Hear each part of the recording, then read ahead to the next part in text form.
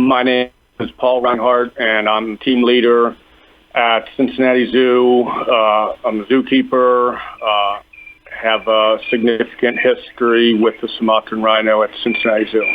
My name is Dr. Susie Ellis. I'm executive director of the International Rhino Foundation.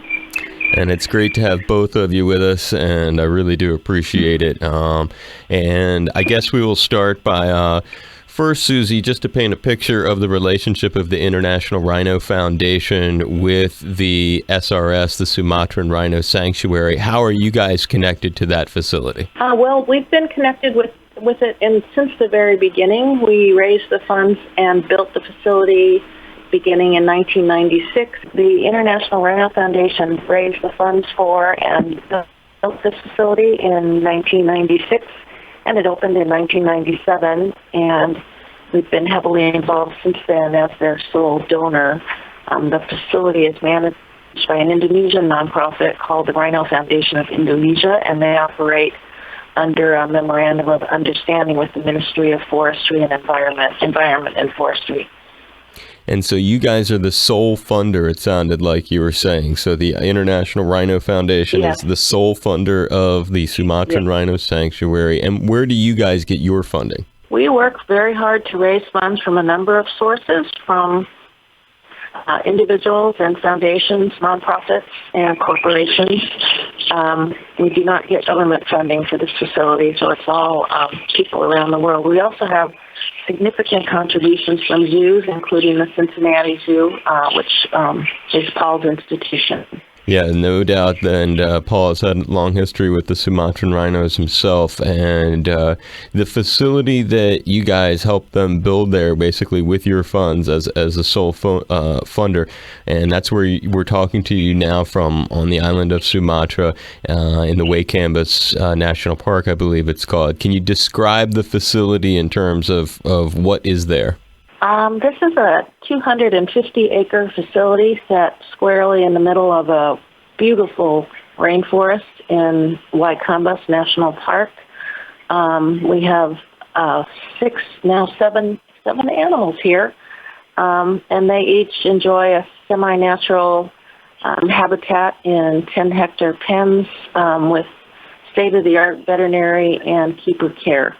And another part of it that makes it very special, before we get into this unique birth that has drawn both of you to the facility, there is the RPUs, the Rhino Protection Units, which I'm assuming have been paid for completely as well by the International Rhino Foundation. If you can describe the level of security it takes to keep these rhinos. The Rhino Foundation of Indonesia operates 18 Rhino Protection Units in Way Kambas, Bukit Barisan, Selatan, and Ujung Kulon National Parks. These units are out in the forest 15 days a month. They're 4-man units comprised of 1 forest guard who is authorized to carry a weapon and make arrests, and 3 people who are recruited from local communities. So we're able to provide jobs for local people through the RPUs as well. So they patrol the forest. They remove snares and traps that are set for wildlife. They arrest people involved in illegal activities, and by virtue of their presence, have been able to stave off poaching in all of the areas in which they work. And really the reason that we are making a series of reports here on HPR is because of the poaching epidemic, the crisis that rhinos are facing around the world, especially in Africa, where 2 to 3 rhinos are killed every single day. And I've got to imagine that the facility itself is heavily guarded as well, 24 hours a day. Is that correct? Yes, it is. It is guarded. We realize we have a precious resource here, and they could be vulnerable to criminal activity. I can imagine, Susie and Paul, that the folks who are doing that incredibly brave work of protecting these now 7 very vulnerable animals, they must be elated to feel like you're sort of expanding their mission, but in a good way with this birth. Well, we think so. These are some of the finest people I've ever had the opportunity to work with. Their hearts and souls are dedicated to conserving the rhino species in Indonesia. And Paul, if you can, describe for us when you got there, what has been your role in this birth that Ratu has had, her second birth. You've come over from the Cincinnati Zoo. Of course, Paul was our guest last fall when we covered Harapan and his journey. But if you can, give us an update, Paul, on since you've been there, what your role has been relating to the birth. Well, mostly I'm here as a guest, and I've been around Sumatran Rhino births before. They had one here before, but some of the keeper staff and management here have moved on to other jobs, so they asked me to come back just as a kind of help advise what's going to happen and when and what's the proper timeline for a good, healthy birth. I've been going down every day. As it got closer, I was spending the night down there at Penn. So a little uncomfortable, but it's a fantastic job to be in, or a position to be in. The keepers are incredible here. I can't say that enough. The relationship that they have with the rhinos here is unbelievable. Kind of stacks right in with zookeepers' rules that I'm familiar with, that these rhinos trust their keepers, they depend on them, and there's a really fantastic bond there between the two. When you say that about the bond between the two, certainly a big thing that drew people to your story last fall was the bond with Harapan. And before we hear a little bit about the birth, I've got to believe one of the first things you did when you got back there was to go visit him. Can you describe seeing and spending time again with Harapan the first time you got to reunite with him? Absolutely. I did go down there the first day. Maybe it was the following morning, because he does go back out to the forest after his morning routine. I was really anticipating and looking forward to seeing him. He didn't do a backflip or anything like that, but I have to believe that he recognized my voice, because he turned his head. He was eating. Now each morning, most mornings, I go down to see him, and he'll come over and put his head through the gate, and we spend a little time together, and I feed him, and I have to believe there's a little something there that he recognizes me, and he looked so great. He had some long hair and evidence that he's not been living in the forest, but it's just in the 4 months that he's been here, his hair is now down to a normal length from wallowing and then rubbing on the trees. And I've watched him walk out through the forest a couple of times, and he really looks like a wild, natural Sumatran rhino, and he's got a great, great life here. I can only imagine. The photographs look great, and one of them, getting to this birth that I saw on, I guess it's your Instagram account, where it was you looking at a monitor. It was retweeted on Twitter, so lots and lots of people have seen it, and I retweeted it myself, and it was like you staring at a monitor. It had like a 4-way split screen, it looked like. Can you explain the sort of the approach going into Ratu's birth? Like, how was she treated differently? Is she isolated, and what were you sort of doing in that image? They caught me just watching the monitor down here at the office one day. I didn't realize that the picture was being taken. It's a very popular place to be, because a lot of people sit here and watch. We're watching the screen before she gave birth. Go back. What was the question again? I'm sorry. I get lost in the... It's okay. It's okay. The question is basically, so how has Ratu been separated and put in a special pen? What were some of the preparations that were made for her birth that you were able to witness and see?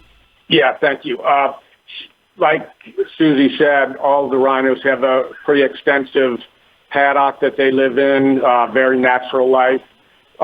Slowly over the last week or two, she was reduced down to what's called the larger boma. not sure about the size, probably a couple of acres still, which she was very comfortable in.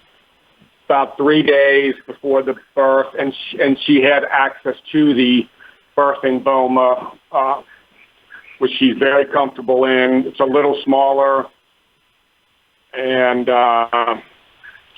then about 4 days before the birth, she was reduced down to that birthing boma, which also has access into a fairly large stall. It's undercover, concreted area that she comes into every day. They hose them off. They check them out for parasites and weigh them in there. They get a pretty extensive workup, I'll say, every day. A lot of their food is introduced there. And so she was reduced down there.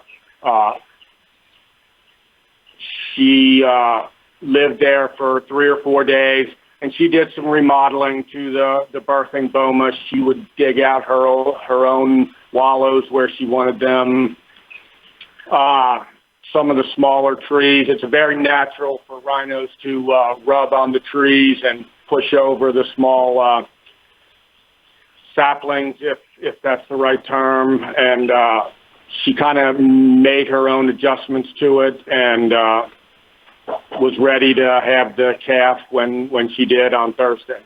Now, Susie, how much notice was there when people said, hey, it looks like she's going to actually give birth soon? If you can describe the build up to that and how they let you know, and then where you were during the birth, this historic birth.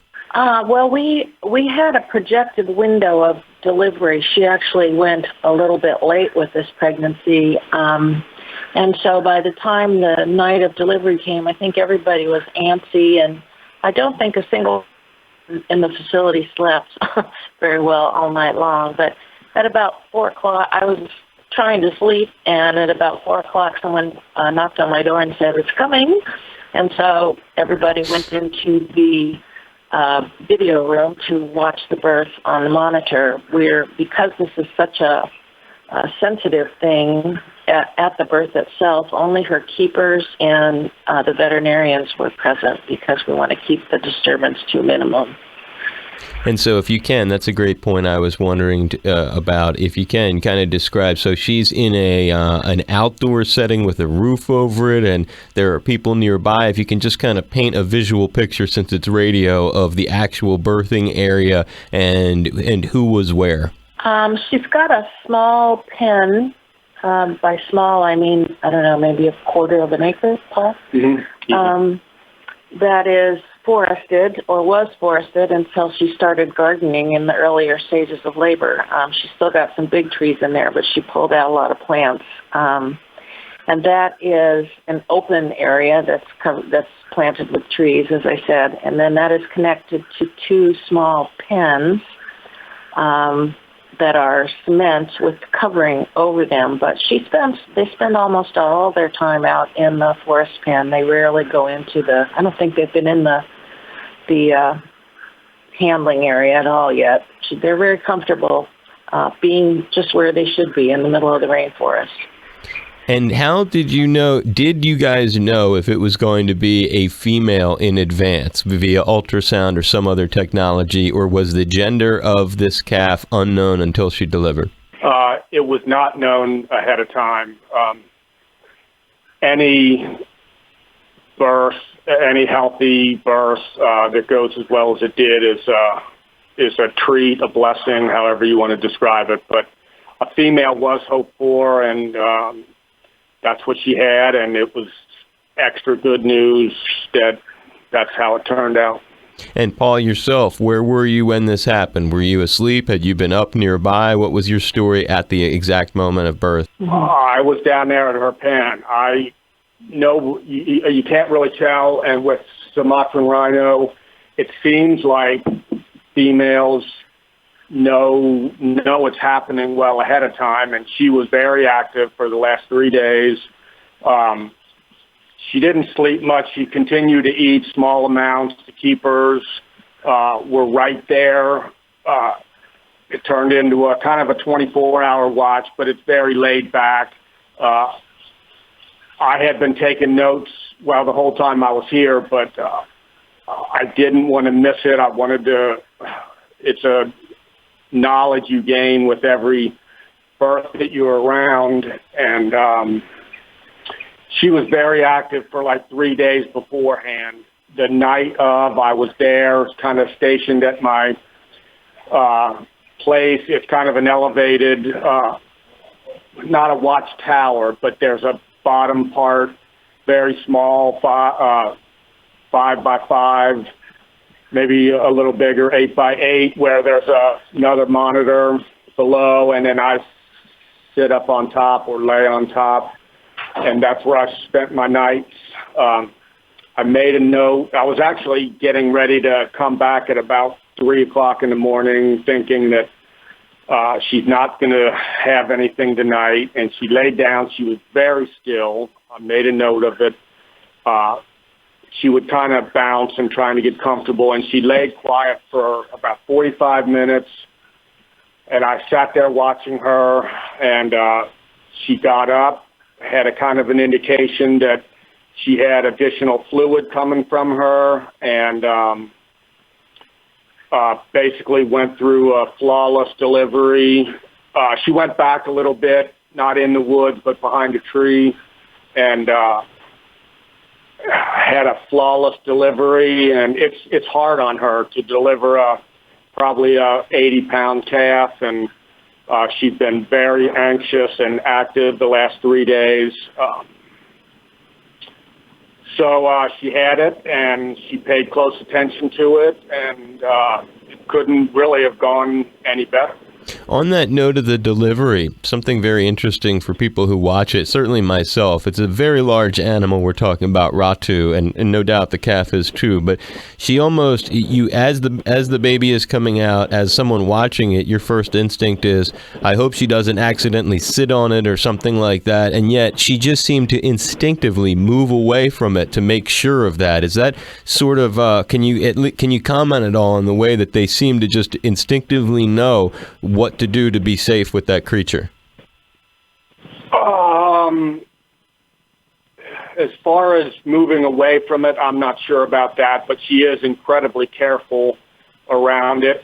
What I don't know if you can hear or see, but right away there's very low breathing that she does. She's exhaling, and she's, from my point of view only, I think she's communicating to that calf from the very first time it takes a breath, and they're bonding. The bonding, although it might not look like it, like she's taking it up in her arms, but there's a definite communication there, and there's low breathing, and it takes her a little while to bounce back because she has to pass that placenta, and there's a lot of hormones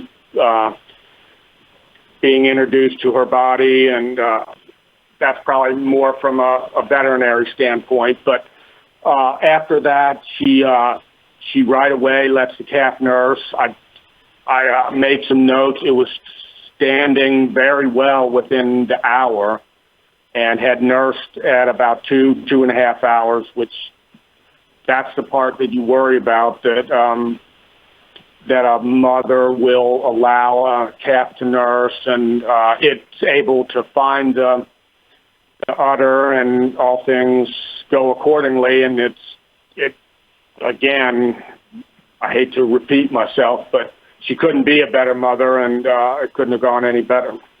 She looked like very caring, and it was just something to watch her sort of, the calf come out, and because you're just looking at this giant animal, and it's such an unbelievable situation. It's a lot different than a human birth. There aren't really people there guiding it, and she sort of has to do all this stuff on her own, and it did look like you described, like she really took great care to make sure that it was handled right. Susie, what happens when this Andalas, I'm assuming, was moved? That's the father. He was moved to a different pen, or once they're done mating, he goes back to his own pen. Is that basically how it works? That's right. When ultrasound indicates that the female has an ovarian follicle that's of the appropriate size, which is anywhere between 17 and 22 millimeters, the animals are put together in the central breeding area, so they do not have access to each other except for breeding. And they're solitary in the wild, so this is this is exactly how they would live in the wild as well. Right. Only minus the ultrasound. And that's a good point, actually, to mention that these animals do like to be by themselves, so that's just part of the normal way that they like to live. Now, the care going forward, you guys have built funds to take care of this, Susie, or is there extra funding or requirements in terms of making sure that the baby and the mom have everything that they need? Yes, there are always extra funding requirements because as the population grows, we need to hire more staff and make adjustments on the facility. We're actually seeking funding right now to expand the facility with another large, 250-acre pen so that we can accommodate more animals, not just calves that are born here, but hopefully some other animals that will be rescued and brought here for safety and security. Looking at some of the other characters there, I guess Hairpan has not been exposed to Rosa yet, or what's going to be the next step for him in terms of his breeding? Well, he's still he's just reaching maturity. Rosa has just accepted Andalas in terms of letting him breed her. So we're trying to, we don't want to interrupt that relationship and that process. But we do hope that Hairpan will have a chance to breed at some point. Right now, we're focusing on Dallas and Rosa because it's been let's just say it's been a long courtship before she allowed copulation. Well, that's very good to know. So essentially, he's able to provide babies using another mother, is what you're saying. Well, we hope so. We're watching her closely to see if she becomes pregnant. How many people flew there to be part of this? You two came from the United States to be there. Were there a number of other people who came who were experts? We have two external veterinarians that came as part of our team. Dr. Ben Bryant from Western Plains Zoo in Australia, and Dr. Scott Citino from White Oak Conservation in Florida. So they have Ben had the first shift here, and Scott had the second shift. And with the last baby, Ben was here for the birth. For this baby, Scott was here for the birth. So they both, and in addition, Dr. Citino comes here quarterly to work with the veterinarians to mentor them and help improve their skills and veterinary management for the facility because they're both excellent, but they're both fairly new. You mentioned Australia, our guest that we've had recently on the program, the Australian Rhino Project, innovative plan to translocate rhinos from Africa to Australia. Is that a plan that you guys endorsed? Do you know details about that? Well, we know details about it. It's not a plan we've endorsed. There are a lot of objections to it within South Africa. But if it's a well-managed, ex-situ population as an insurance policy, I don't have any problem with that. It's just that there is such a challenge right now in South Africa to conserve rhinos and protect them. I hate to see funds diverted away from that effort. It also, the flip side of that, though, when you're keeping track of it, Susie, it seems like, I just before getting started with this interview and I checked Twitter, there's another poaching last night, a horrific looking scene. It seems like to me, from a completely outsider's perspective who knows nothing on the level that you and Paul know, or even the folks with the Australian Rhino Project, it would just seem to me that if people could literally just corral these animals together and get them out of there, I just can't imagine that there's a way. I don't know how. I guess what I'm trying to say is, how do you envision keeping them safe if the poaching is this rampant with the kind of security that's there? What would you suggest to intervene on an immediate basis to stop what's happening? Well, there are two things that are incredibly important. One is that Mozambique is the epicenter of poaching. Most of the poachers come across the border from Mozambique, and they poach with impunity. They go back across the border, and they are not prosecuted. Mozambique does not uphold its laws nor penalize people that are involved in these criminal activities. And in fact, most of the criminal networks who had operated in South Africa have now moved to Mozambique because it's much easier to do business. As you know, Howard Buffett gave a $24 million gift to Kruger National Park, and they have increased the number of people that are protecting rhinos there, and they have also turned to some very high-tech security systems to head off poaching, and they have been able to turn the tide somewhat, and poaching is decreasing in Kruger National Park. The head of that park estimates that there are 12 poaching gangs operating within its borders on any given day. So it's an enormous challenge, but most of those poachers are coming from Mozambique and are funded by well-organized and highly funded criminal networks. And so with that in mind, you still believe that the animals are best left there with just enhanced security? Because it just seems to me, I guess, if by the end of the year, we're going to be probably up to another 1,200, 1,300 rhinos killed there. I know they're down 30, 40 compared with this time last year, according to that new report that came out last week. But it would just seem like, is that really what we're going to just have to live with, these numbers? Because it's even with after Buffett's money was delivered a year ago or more, and that's a huge, unbelievable, generous and kind thing that he did, but it doesn't seem to have done a whole lot because the numbers only rose since then. Well, the poaching crisis is the worst it's ever been, no question about that. The rhinos are barely keeping up with the losses. The birth rates for white rhinos and black rhinos are still high. The numbers themselves have not decreased over the last few years. In fact, they've very slightly increased. So the rhinos are barely holding their own against this pressure. But if you can imagine if someone came to Hawaii, for example, and said, you guys don't know how to manage your endangered forest birds, so we're going to take them to Australia to keep them safe. You can imagine how we would feel. Well, the South Africans feel exactly the same way, if you can put yourself in their shoes. Oh, well, certainly. Actually, it's a good example because if it wasn't for the San Diego Zoo coming out here and protecting our native crow, the alala, we wouldn't have it. So I would actually say the response is kind of different here. People here are grateful that they came and they took them. And the crows live in captivity based on people from San Diego Zoo who established the facility. So I think the answer would be a little different here because I think people were...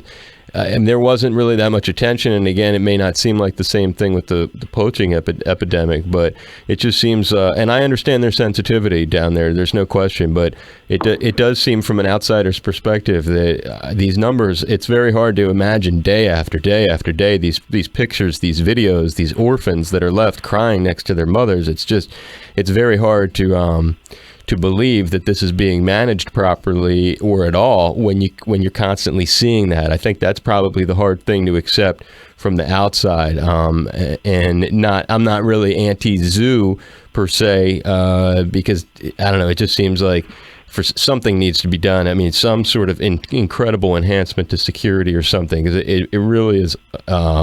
It's very hard to watch some of these videos that get produced and the situation with the orphans. On a more positive note, thinking about the facility, your last question, I've not seen a name for this beautiful little creature yet. Is there a special name that folks there have been trying to brew up?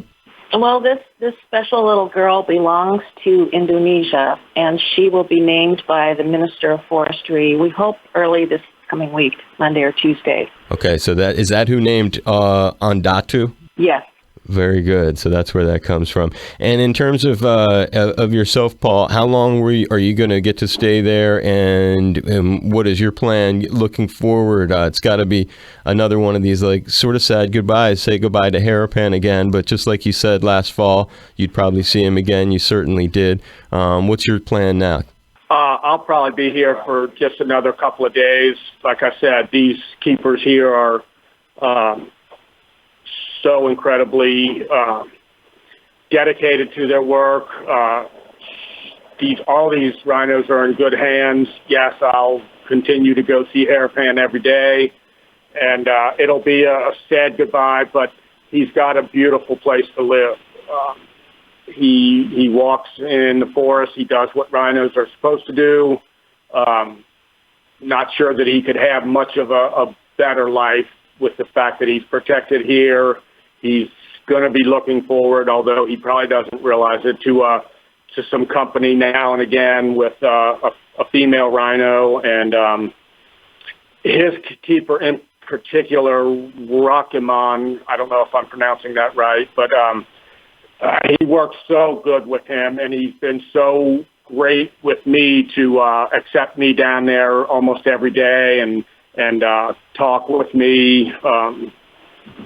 It is bittersweet that we're going to leave him again, but I'm going to leave him again. But he's in a good place. The keepers all ask about him, not just keepers in Cincinnati, but everybody in Cincinnati formed a real bond with him.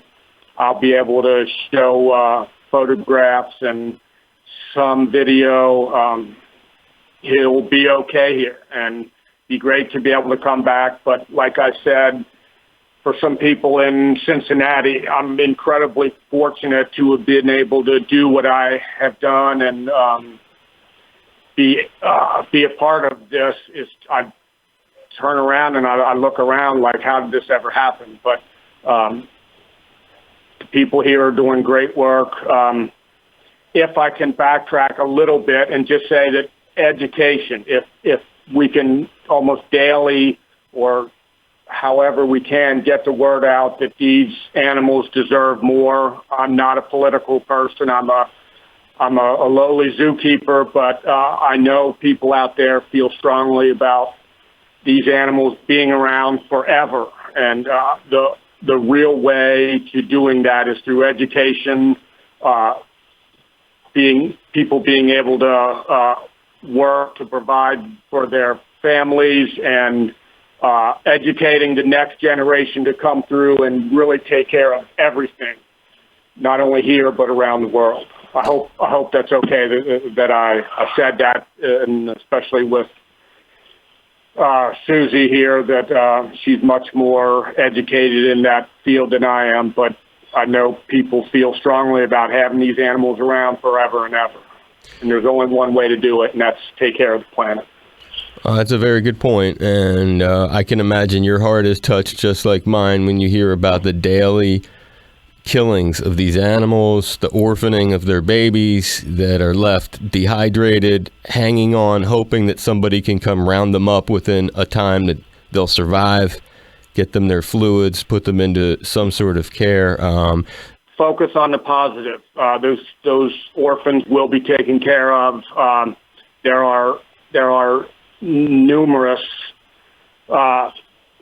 facilities there to take care of these animals, and these youngsters will be taken care of, and hopefully they'll go on to produce and live a decent life.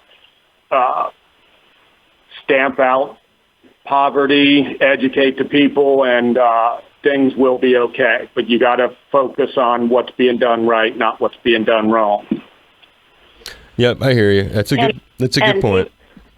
What's that, Susie? Dave, to add to that, I was just in South Africa last month or the month before, and had the opportunity to visit one of the orphanages called Care for the Wild. And there are armies of people who are not only protecting these animals in the wild, but also rescuing these animals and saving these little orphans. And Paul's right.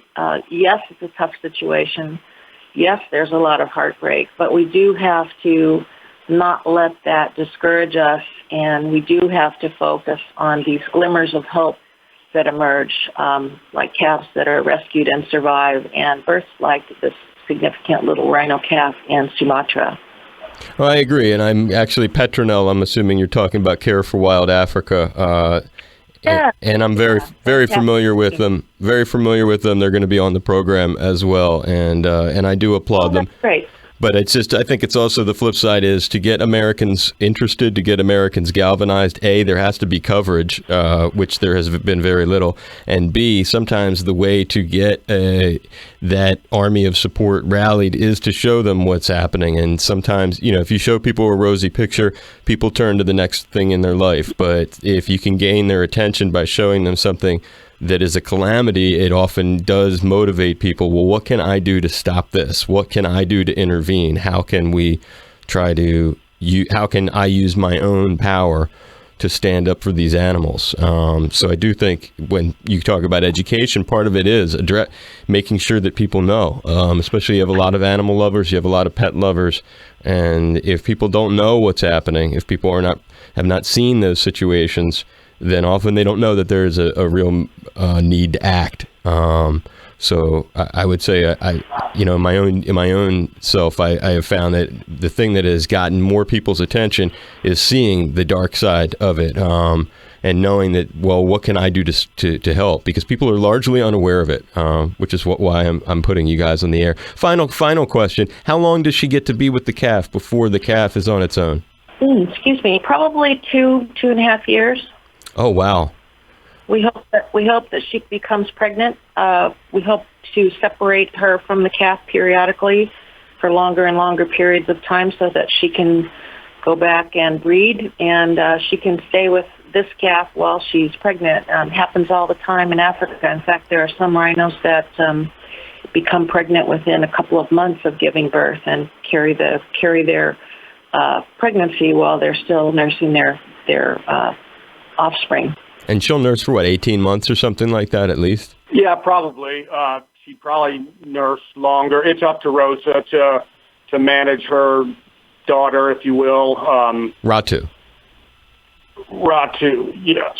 It's up to Ratu to manage her daughter, and but there's a natural way for these things to progress. Eventually, she's going to want to wean that calf on her own. It's the way it would happen in the wild. Surely there's not a lot known about these animals in the wild, but there's a natural progression. And yes, she would breed back, say at about a year or a year and a half. And then eventually that calf would start spending more and more time on her own while Ratu gets ready to bring her next calf into the world. It's an amazing thing. I admire both of you for your knowledge, your commitment, and that you've put yourself right there on the front lines of helping these animals in your own unique ways. It's Susie Ellis, International Rhino Foundation, Dr. Susie Ellis from the International Rhino Foundation, and our friend from last experience here on HPR talking about hairpin from the Cincinnati Zoo, Paul Reinhart, who accompanied Hairpin on his historic journey around the world. Both of you, thank you so much for taking the time to talk with us today. God bless you for what you're doing for these animals. Please know it's greatly appreciated by so many people. Thank you, and thank you for sharing the story. Most people only think of rhinos in Africa, and we've got 2 species here in Indonesia that are teetering on the brink. So thanks, Dave. You're quite welcome. And Paul, I'm giving you a hug. Susie never met you, but Paul, I'm giving you a real big hug too. God bless you, brother. Great hearing your voice again. Travel safe. Thank you. Thank you, Dave. Okay, bye, Dave. Take care. Aloha.